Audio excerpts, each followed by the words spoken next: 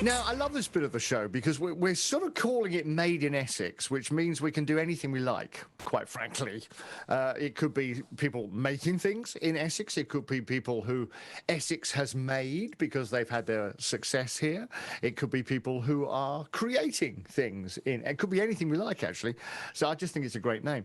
But they're always interesting people, and it's so nice to talk to my next two guests, because they have quite a few stories to tell. They run the YouTube channel and website Beyond the Point.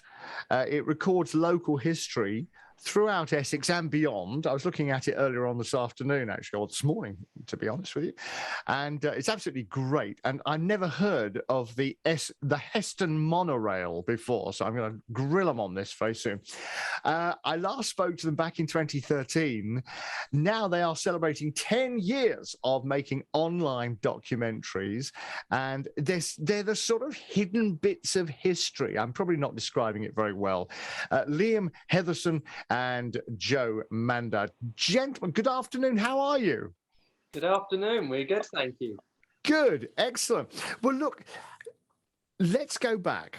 Why and how did you start Beyond the Point? Let's start with Liam. Hi, Dave. Yeah, so we just started off back in 2011 now. It was kind of an accident, really. We're just Joe and I, we've been friends since primary school, and we were just bike riding around that area, around Canvey, and we came across some old ruins and stuff, and we wondered what they were. As kids, we thought it was some kind of, like maybe an old military base that had been sort of demolished and covered up or something. Turns out it was part of an old oil refinery. But we kind of just started to, really by chance, just by sort of exploring the landscape around us as kids, that curiosity took hold of us, and I suppose that's kind of just carried on into our adult lives, really. And Joe, why Beyond the Point? I mean, take me through that. I think we come up with the name as it was a Canvey Point, and sort of going beyond there in the local area, and also sort of beyond the scope of what other archives we're doing. So we don't just do people's memories in one specific area. We do historic remains that are left, some that have been demolished, and so we just cover a whole wide range of different places, different eras. Just beyond anything, beyond the normal. Beyond the normal, beyond the point. Indeed.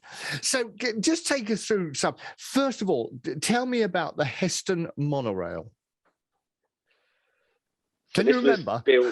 Yeah, we can. Yeah, this was built on Canvey, which is where we're both from originally. So I suppose that's sort of where we began looking first. And it was basically a little train line that was built to take tourists around the island back at the turn of the 1900s, before it was actually built into a sort of residential area. It was actually quite a nice sort of idyllic place, believe it or not. And there was a little train line running around it to sort of take guests as part of a winter garden and stuff. And today there's the old track bed of that left, and a little brick wall, which isn't that interesting, but the story behind it is. Right, and this was Heston, was it? This was his cunning idea. Yeah, that was his. He was the one that set up this sort of tourist vision for Canvey. Did it ever materialise? Did anything ever come of it?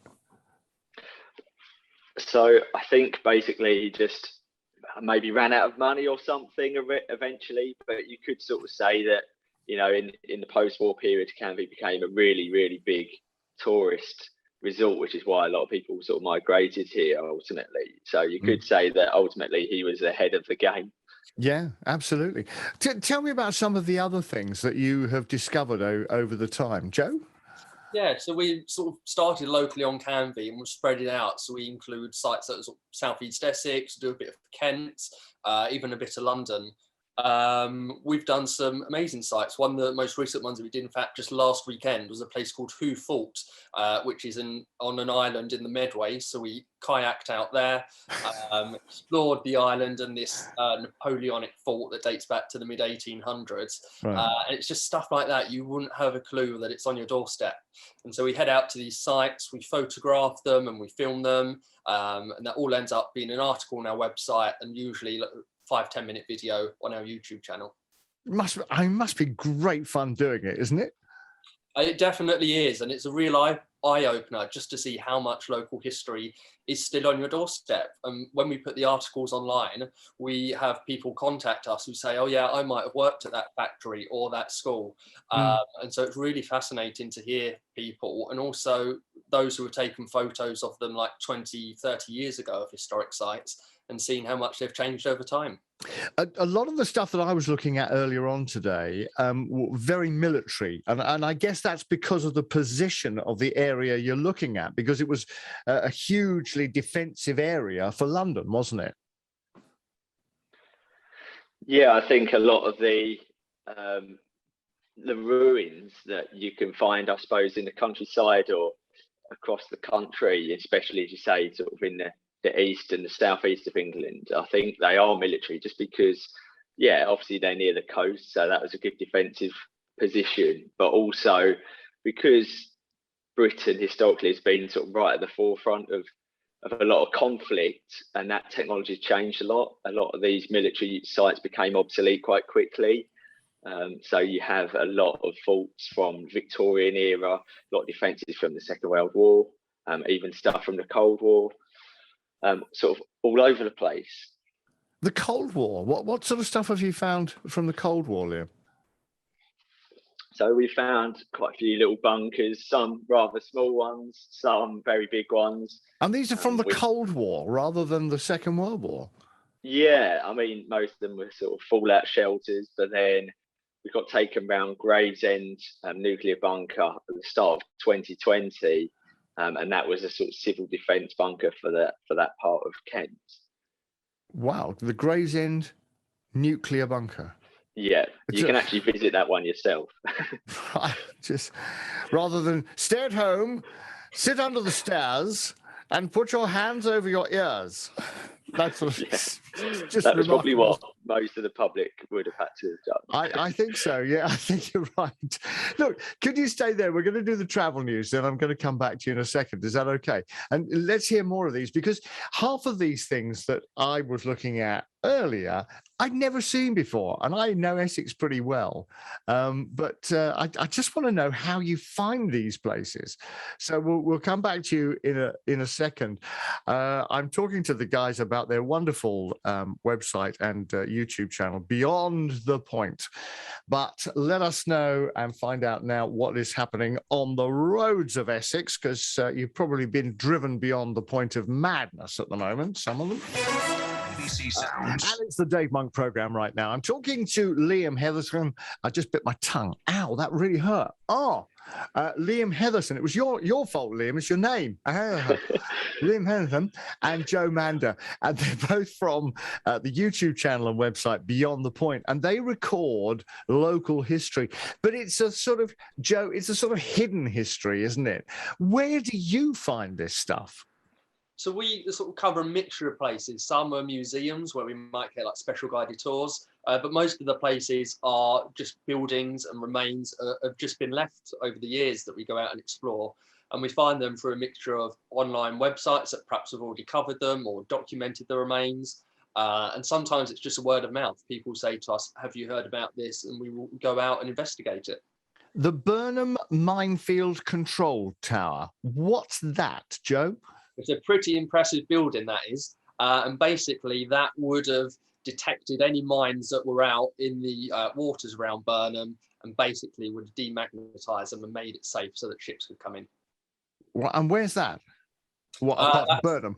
Yes, just along the coast in Burnham and Crouch. Right, okay. That's absolutely amazing.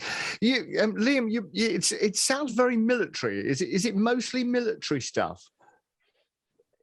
Not intentionally, but I think as I said, just because that's sort of just because of the part of the world that we live in, where it's had, because Britain isn't an island, it's had to sort of defend itself a lot over the years, and there's just a lot of military ruins left. And yeah, I suppose that sort of created quite a lot of interest in ourselves in military history, but we've done a lot of industrial sites as well. I find it remarkable that things like the pillboxes are still there, you know, and there are loads of pillboxes, and you sort of grow up with them and you stop seeing them after a time, don't you?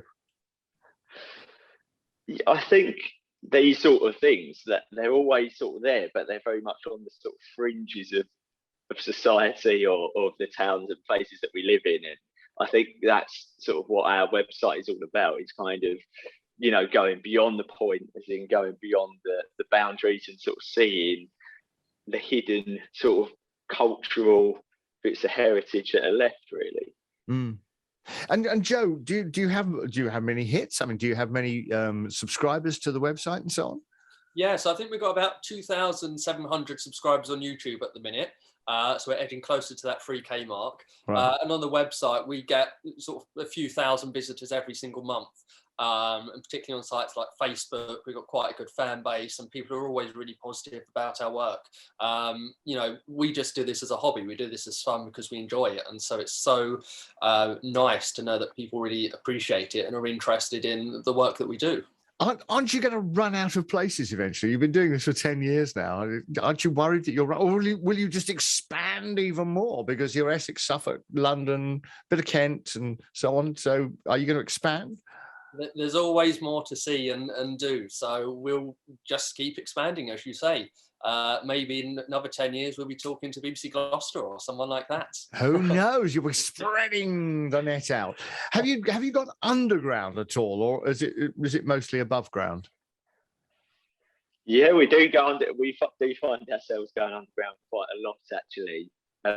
It's sort of often either quite low or quite high above the ground. Right. It just sort of depends. But yeah, I think, you know, there's a lot of interesting stuff under our feet, I suppose. Again, a lot of the interesting things that are left are not always obvious. So sometimes those things. So what sort of underground stuff? What sort of underground stuff? What have we looked at? A lot of things like old rivers that have been sort of covered over, or again, a lot of bunkers. Trying to think of what we've done recently. Like air raid shelters. For me as well is there's a place in Kent called Hollingbourne Zero Station, and that is it's underground. You sort of go down this little shaft, and it's where spies during the Second World War would have decoded sort of German messages. And then would have left like tiny little notes that would be passed on from people to people. So, for example, it might be passed on to a doctor who might pass it on to someone else in a hospital. So there's all sort of secret underground things that you might find around. Will you ever stop, do you think? Or is this just a sort of passion for life? Joe? Just a passion for life, I think. We love the outdoors and exploring and sort of finding new things. I think we'll just keep on going. Liam, can you turn this into a business at all, or is it just too much of a hobby?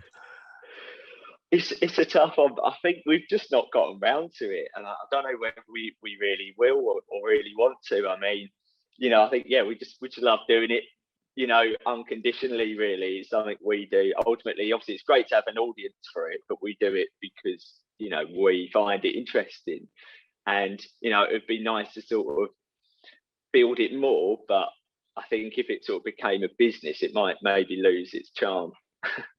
Liam, just wonderful. Thank you so much, and I wish you both well. And it's Beyond the Point, yes? Yeah. Point.co.uk. Gentlemen, thank you very much indeed. Joe Mander and Liam Heatherson, and Beyond the Point. Absolutely fascinating. It really is. It's a fascinating watch if you love just quirky little bits of history. The Sound.